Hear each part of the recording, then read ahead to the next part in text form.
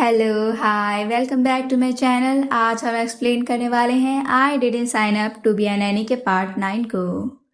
Episode की शुरुआत में हम एलिने को देखते हैं जो एक जादुई लंच बॉक्स को देखकर फुली नहीं समा रही। एलिने मन में कहती है, यस आखिरकार मुझे ये मैजिकल हॉट लंच बॉक्स मिल ही गया। इसके अंदर का पोटैटो पैनकेक, उफ, ये क्रिस्पी लेयर और पिघली हुई चीज, ये तो परफेक्ट है। तभी कसर की आवाज उसे ख्यालों से बाहर लाती है। कसर थोड़ा चिढ़ते हुए कहता है, तुमने कहा था तुम मुझे मनाने वाली हो, तो क्या तुम्हारा मतलब इसी खाने से था? एलिने हैरान होकर कहती है, क्या आपने कॉन्ट्रैक्ट में मेंशन नहीं किया था कि मुझे आपके लिए खाना बनाना होगा? तो बस मैं अपना फर्ज निभा रही हूँ, इसे गर्मा गर्म ही खा लीजिए। एलिने बड़े प्यार से कसर को अपने हाथ से खिलाती है और कसर भी बिना नखरे किए उसे खा लेता है। पर एलिने का प्लान अभी खत्म नहीं हुआ था। वो जल्दी से एक ड्रिंक तैयार करती है और मन में कहती है, जल्दी जल्दी इनके जुबान पर अभी सॉल्टी और क्रिस्पी पैनकेक का स्वाद होगा, ये ड्रिंक उसके साथ बेस्ट लगेगी। एलिने मुस्कुराते हुए कहती है, ये लीजिए हमारी सक्सेसफुल रिलेशनशिप के नाम पर एक टोस्ट। पोटैटो पैनकेक खत्म होने के बाद एलिने गौर से कसर के चेहरे को देखती है और मन में कहती है, क्या इन्हें यह पसंद आया? खाए तो ये बड़े जल्दी जल्दी हैं।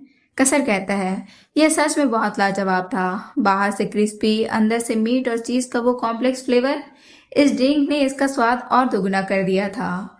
एलिने कहती है, वाह आपका एक्सप्लेनेशन तो बिल्कुल किसी फूड क्रिटिक जैसा है। मुझे खुशी हुई कि आपको यह पसंद आया। लेकिन अचानक कसर का चेहरा थोड़ा बदल जाता है। वो एलिने को अपनी खाली गिलास देते हुए पूछता है, क्या क्या मैंने तुम्हें डरा दिया? एलिने कहती है, डर नहीं तो, बल्कि आप तो बहुत हैंडसम लग रहे हैं और मेरा मानना है कि एक हैंडसम इंसान कभी गलत नहीं हो सकता। कसर उसकी बात सुनकर दंग रह जाता है।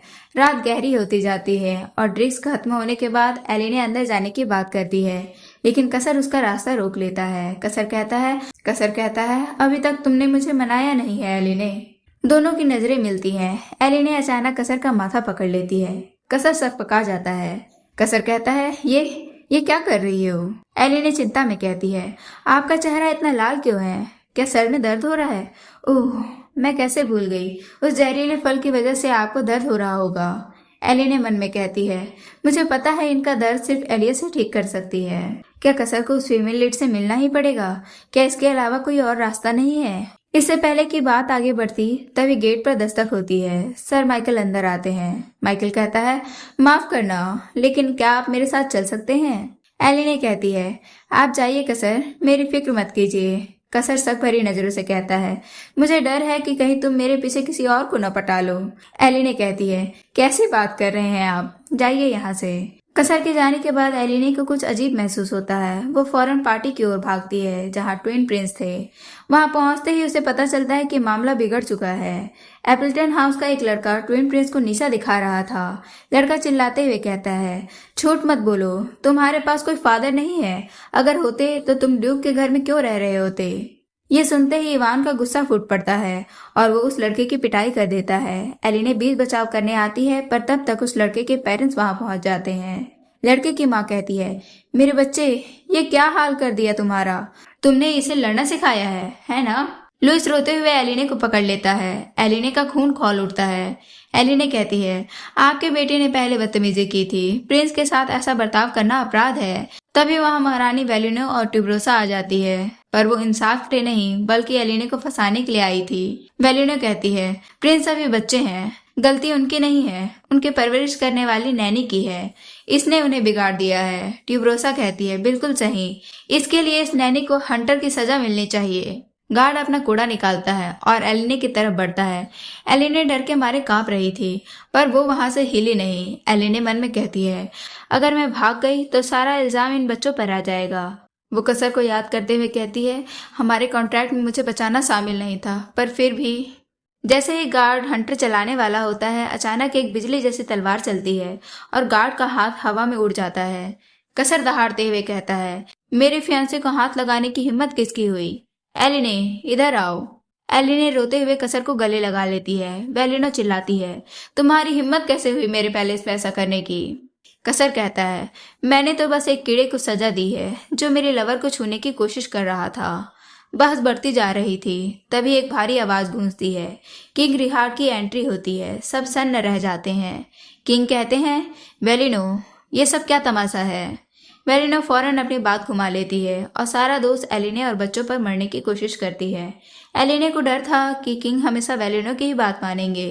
तभी वहां मार्कस गेराल्ड लड़खड़ाते हुए पूरी तरह नशे में आता है। गेराल्ड कहता है, वाह, मेरी बीवी तो झूठ बोलने में एक्सपर्ट है। ट्यूबरोसा अपने पति को देखकर एम्बैरेस हो जाती है। माहौल अब और तनावपूर्ण हो गया था। एलिने की नजर गेराल्ड के हाथ में मौजूद उस ड्रिंक पर पड़ती है। एलिने मन में कहती है, अरे ये तो वही ड्रिंक है। ऑक्शन शायद खत्म हो चुका है और गेराल्ड ने ही इसे जीता है। तभी वहां मौजूद लोग स्क्रीन की तरफ देखकर दंग रह जाते हैं। स्क्रीन पर लिखा था, इवान सर लुइस की ड्रिंक 4900 गोल्ड में बिकी है। एलिने शॉक होकर कहती है, क्या 4900 गोल्ड? इतने में तो एक छोटा सा महल खरीदा जा सकता है। गेराल्ड की पत्नी ट्यूबरोसा का गुस्सा 7वें आसमान पर पहुंच जाता है।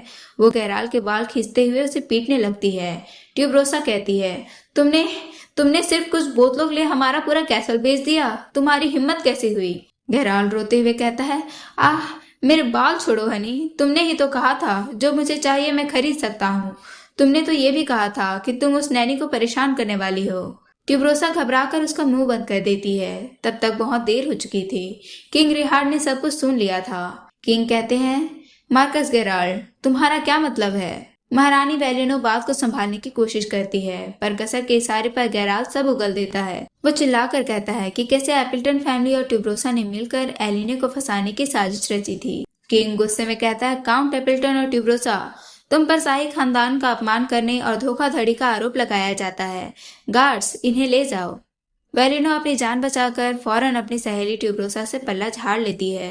बेचारी ट्यूबरोसा चिल्लाती रह जाती है, पर उसे और गेराल्ड को जेल भेज दिया जाता है। मामला शांत होने के बाद कसर एलिने और बच्चों को लेकर वापस महल की ओर निकलता है। आज की कहानी यहीं तक। हमारे साथ बने रहने के लिए आपका बहुत बहुत धन्यवाद। Thank you for watching.